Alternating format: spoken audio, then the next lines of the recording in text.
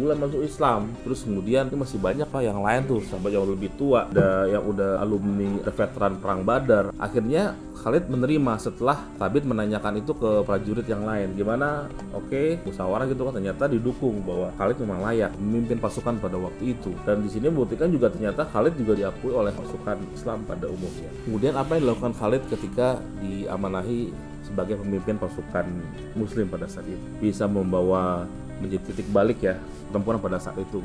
Jadi Khalid merombak komposisi pasukan sebagai bagian dari strategi. Jadi sayap kanan yang tadinya sayap kanan pindah ke sayap kiri, dari sayap kiri pindah ke sayap kanan, dari depan ke belakang. Ada juga pasukan yang diletakkan menyebar jauh di belakang pasukan utama. Jadi ini misalnya kita pasukan utama, belakangnya ada beberapa pasukan.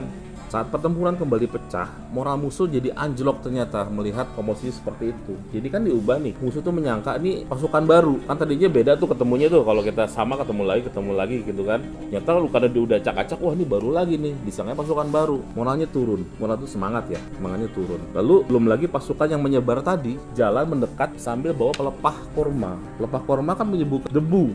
Jadi disangkanya ada pasukan tambahan yang datang gitu. Wah, jadi kan tambah ngeper kan, jiper kan. Akhirnya tambah takut kan, moral turun segala macam. Peperangan itu sendiri berlangsung sangat dahsyat. Tercatat ya, ada 9.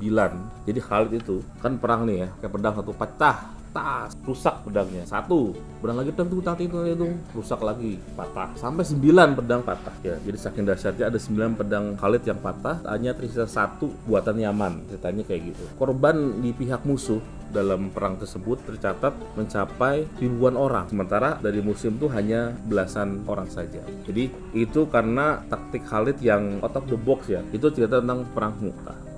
Kemudian itu berlanjut selepas Rasulullah wafat pada zaman Abu Bakar As-Siddiq, Amirul Mukminin yang pertama. Pada masa Abu Bakar As-Siddiq itu emang muncul berbagai macam pemberontakan ya. Jadi di beberapa kabilah-kabilah atau suku-suku itu mulai memberontak, nggak mau bayar zakat. Terus munculnya nabi-nabi palsu. Jadi mentang-mentang Rasulullah wafat tuh seolah bebas gitu, saya bebas, tidak mau bayar zakat, atau wah ini nabi palsu nih. Itu banyak. Jadi tugas terberat Khalifah Abu Bakar pada saat itu adalah menumpas gerakan namanya gerakan riddah. Riddah itu pembangkangan, pemurtatan. Jadi mereka ngaku Islam tapi ya ngaco gitu ya, dan Abu Bakar memerangi mereka. Dan salah satu pasukan yang turun pada waktu itu adalah pasukan yang dipimpin oleh Khalid bin Walid. Dan gerakan riddah ini biang keroknya tahu nggak siapa? Nabi palsu namanya Musailamah Al-Kadzab. Nah, Musailamah Al-Kadzab itu biang keroknya tuh. Itu susah sekali ditumpas pada waktu itu, dan itu bikin ngaco karena ya gimana lah, ngaku nabi kan ya, merusak akidah. Padahal kita tahu semua kalau dalam Islam nabi terakhir Nabi Muhammad, nggak ada yang lain. Kemudian Khalid diutus untuk menumpas gerakan riddah yang dipimpin oleh Musailamah ini,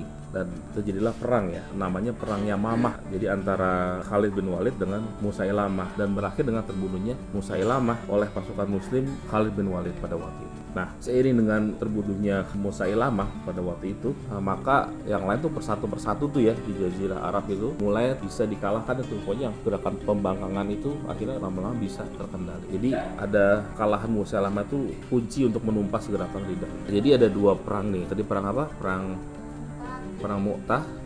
Satu lagi perang Yamamah. Jadi perang Mu'tah semasa Rasulullah hidup, perang Yamamah setelah Nabi wafat zaman Abu Bakar.